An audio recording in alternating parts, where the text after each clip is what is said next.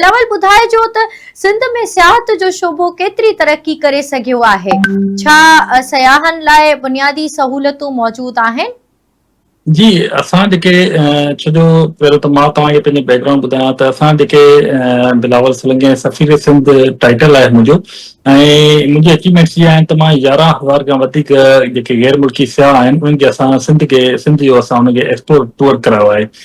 ऐं उन मुंहिंजो तजुर्बो आहे लाइन ग्राउंड जेको बि ग्राउंड रियल जेके बि शयूं आहिनि जेके नेगेटिव पॉज़िटिव या जेके चैलेंजिस असांखे आयूं आहिनि त उन में इहो आहे त असां ठंड ते अञा ताईं हिकिड़ी आलमी मयार जे मुताबिक़ असां 2 सिंध में वर्ल्ड हेरिटेज साइट्स आहिनि, जंहिंमें असांजो पहिरियों त मोहंड दरो आहे ऐं उन खां पोइ मकली जो कब्रिस्तान आहे उहो असां वर्ल्ड हेरिटेज साइट में जेके यूनेस्को जी आहे आलमी लिस्ट में उन में शुमार आहिनि जेके 1989 में थिया।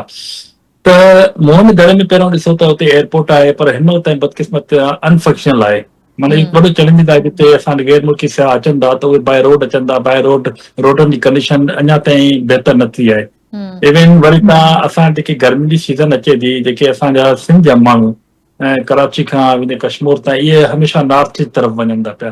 त अगरि असां वटि जेकी गोरखिल स्टेशन आहे जेकी सिंध जो मरी जेके चवंदा आहिनि त उन जी रोड जी कंडीशन अञा ताईं न ठही सघी आहे। जेके असांजा लोकल वीचारा सियाह आहिनि बजाए जो लखे रुपया ख़र्च करे ऐं नॉर्थ साइड वञनि था पिया। अगरि हुननि खे इहा अपॉर्चुनिटी रोड रस्ता हुते सुठी हिकिड़ी अपॉर्चुनिटी हुजे त उहे टूर 15 खां 20,000 में 10,000 खां 15,000 ताईं उहो करे था सघनि 2 खां 3 ॾींहंनि जो।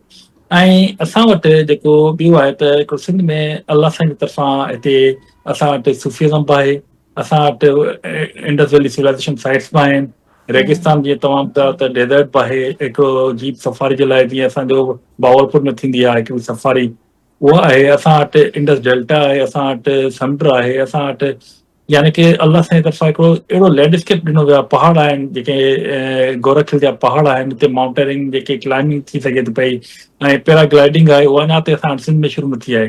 माना अञा ताईं असां कई साल पोइ थिया आहियूं। ऐं अगरि पाकिस्तान जी GDP जेकी आहे उहा तक़रीबन 5.9 जेकी आहे आशारिया उहा GDP जेको आहे उहो जनरेट करे थी पई टूरिज़म पूरे पाकिस्तान में। ऐं उन मां जेके मां ईअं खणी चवंदुमि उन मां तक़रीबन 4+ जेकी आहे उहा मथे KPK ऐं नॉर्थ जेकी आहे उहा जनरेट कंदी हूंदी, बाक़ी असां जेके सिंध में आहे उहा खणी 1% या ईअं खणी चऊं। हिन महिल जेके इन मां जेके टूरिज़म मां जेके अपॉर्चुनिटीज़ आहिनि उहे हिन महिल जेके 5.9 जेकी GDP आहे उन में तक़रीबन 4.2 खां 4.7 जेके मिलियन आहिनि पीपल्स जेके आहिनि जेके माण्हू आहिनि उहे हिन मां मुस्तफ़ी थियनि था, जंहिंमें ट्रांसपोर्ट हुजे, होटलिंग हुजे, लोकल गाइड्स हुजनि, हैंडीक्राफ्ट शॉप हुजनि या जेके बि अहिड़ा मुख़्तलिफ़ जेके टूरिज़म सां कनेक्टेड आहिनि।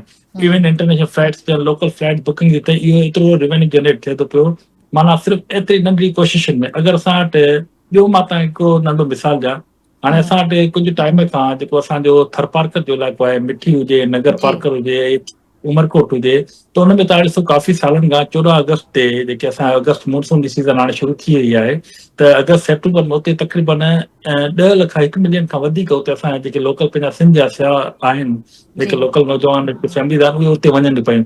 उते हाणे लोकल जेके प्राइवेट गेस्ट हाउस थिया आहिनि, काफ़ी रोड उन मां चवंदो असांजे अंदरूनी सिंध खां नगर पार्क मिठी जा रोड तमामु बहितर आहिनि। छो हुते काफ़ी इंटरनेशनल कंपनी थरकोल जा प्रोजेक्ट्स हलनि था त रोड रस्ता तमामु बहितरीन ठहियल आहिनि।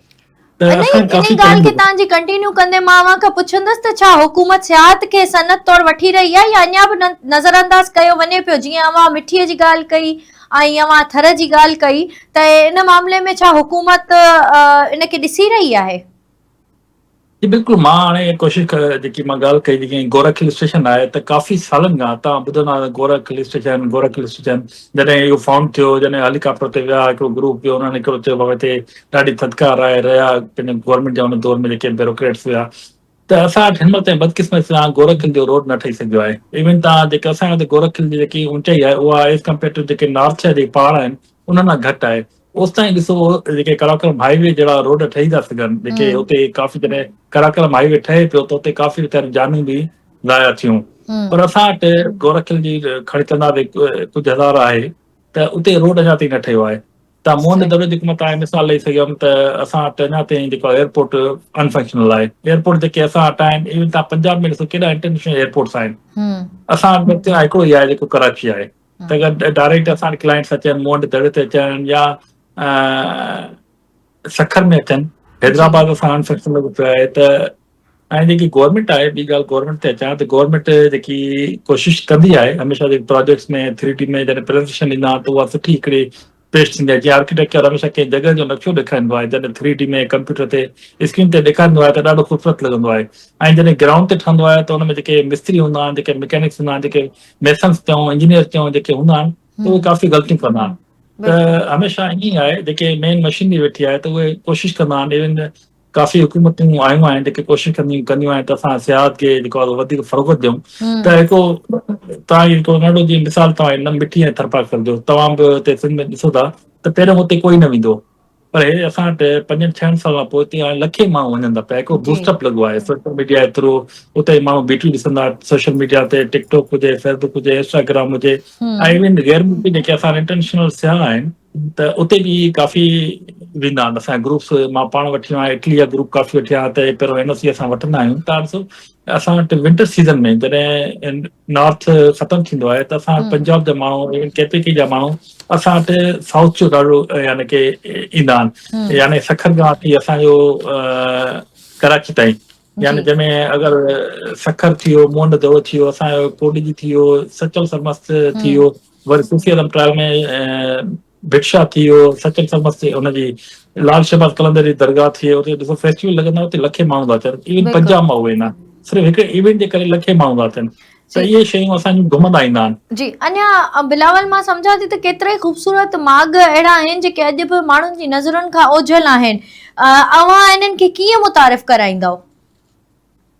जी बिल्कुलु, मां पंहिंजो नंढो मिसाल ॾियांव त मां तव्हांखे ॿुधायो त मां जॾहिं असां 12 साल मूंखे थी विया आहिनि टूरिज़म में, त असां जॾहिं को शुरू कयो असांजो ख़ैरपुर जो मां पंहिंजे होम टाउन जो मिसाल ॾियां त असांजो फेरमल हुयो, कोटजी किलो हुयो, त हिते माण्हू न ईंदा हुआ त कंहिंखे ख़बर न हुई। इवन जेके असांजा लोकल ब्यूरोक्रेट्स हुआ या जेके असेंबली में चूंडियल नुमाइंदा हुआ उन्हनि खे इहे शयुनि जी ख़बर न हुई।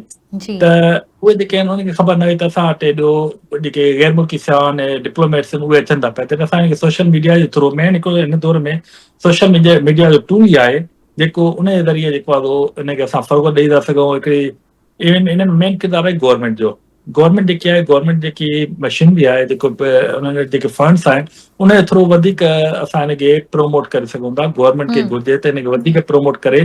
जीअं असां इंटरनेशनल सियाह जेके ॿुधायोमांव, असां वटि इवन कोडगी में ई जेको आहे लखनि जी तादाद में स्कूल ट्रिप्स हुजनि या केर बि हुजनि त ईंदा आहिनि। तव्हां जेके ॿुधायो मां मोहन दड़े ते तव्हां विंटर सीज़न में ईंदव उते तव्हांखे घुमण जे लाइ स्पेस न खपंदो, न हूंदो।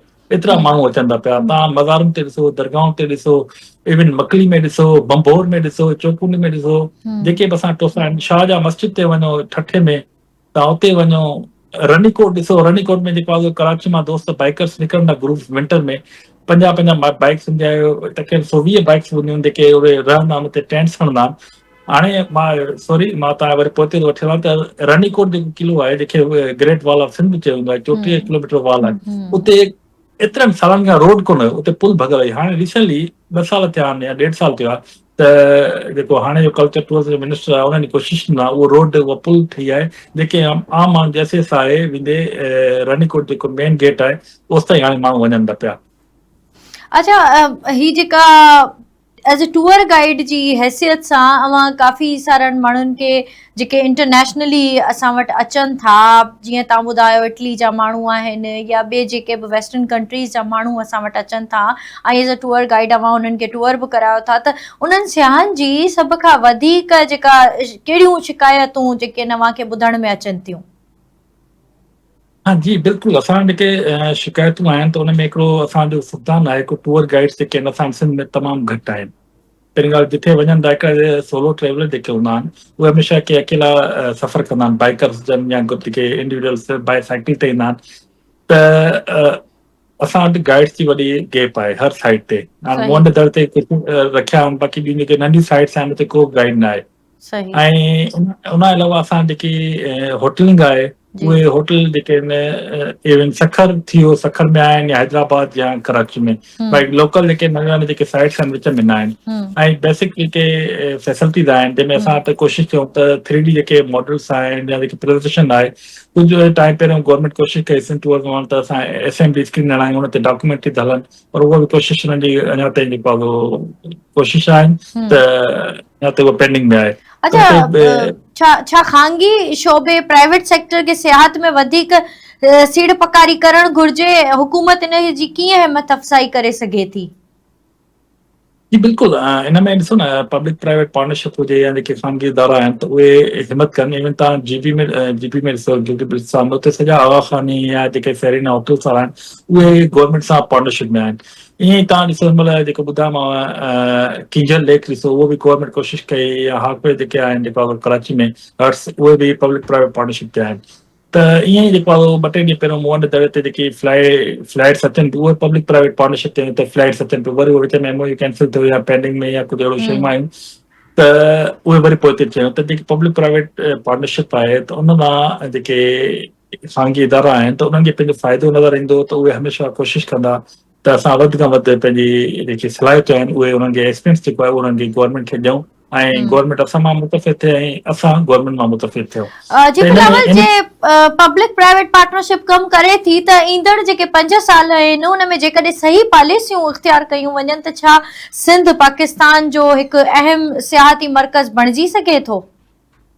जी बिल्कुलु, हिन में ॾिसो न तव्हां, असांजो जेको सिंध सूबो आहे, जेको असांजो दारुल हुकूमत आहे सिंध जो कराची, उहो हिनमहिल बि बैकबोन आहे पूरी पाकिस्तान जी इकोनॉमी जो। त ईअं ई असां वटि जेको सिंध में सियाहत आहे उहा बि हिनमहिल ताईं जेको ॿुधायोमांव त बजाए नॉर्थ में ॾिसो हिनमहिल स्लाइडिंग हले थी पई, फ्लड्स अचनि था पिया, काफ़ी हुते माण्हू एक्सपेंसिव ट्रिप थियनि था पिया, जेके इवन पाकिस्तान जा बि ईअं सम्झो जेके फॉरेनर्स जे टू इक्वली जेको आहे एतिरो एक्सपेंसिव अचनि था पिया। त असां वटि जेके शयूं आहिनि उहे माना वधीक थी सघंदियूं। अच्छा, सियाहत ज़रिए सिंध जे नौजवाननि जे लाइ रोज़गार जा नवां मौक़ा पैदा थी सघनि था? छा नौजवान जेको टूर गाइड खे पंहिंजो प्रोफेशन वठी सघनि था? जी बिल्कुलु, हिन में मां अॼु रिपोर्ट पढ़ां पियो हिकिड़ी त जीबी में हिकिड़ो, बल्कि केपीके में हिकु पिशावर में अॻिते डिस्ट्रिक्ट आहे, हुन में लिखियल आहे, बाक़ाइदा बोर्ड लॻल आहिनि त तव्हां जेके टूर गाइड आहिनि, टूर गाइड जे बग़ैर, भली लोकल हुजनि या फॉरेनर, तव्हां बग़ैर उन लोकेशन ते तव्हां नथा वञी सघो। उन्हनि जी पर डे चार्ज जेका पर ग्रुप सां हिकिड़ी 4000 आहे पर ग्रुप सां। अगरि उहो तव्हां 2 कलाकनि जो टूर आहे त 4000, जेके फॉरेनर्स आहिनि उन्हनि 5000। अगरि तव्हां पर डे में, मां जेको हिकिड़ो एक्सपीरियंस आहे, अगरि को बि नौजवान 3 या 4 टूर आणे पर डे त उहो 12 खां 16,000 रुपया कमाए सघे थो, ऐं 6 महीने सीज़न में उहो डबल कमाए सघे थो पियो, जेके 6 महीना वेही खाई सघे थो पियो। त असां वटि जेके टूर में जेके अपॉर्चुनिटीज़ आहिनि, गाइड्स जे लाइ जेके अपॉर्चुनिटीज़ आहिनि, इहे तमामु बहितरीनु आहिनि। नौजवान अॻिते अचनि ऐं हमेशह जेके सिंध में ॿुधायोमांव, भले होटलिंग हुजे, हैंडीक्राफ्ट शॉप हुजे, या नई नई अपॉर्चुनिटी अचनि थी पियूं, त अगरि कनि त टूर में ॾाढी इनकम जेकी रेवेन्यू आहे जनरेट करे सघनि था पिया। जी महिरबानी बिलावल अवां जी, जो अवां सिंध वॉइस खे वक़्तु ॾिनो ऐं जेका सियाहत जी ताज़ा तरीन सूरत हाल आहे अवां उन खां असांखे आगाह कयो। महिरबानी अवां जी।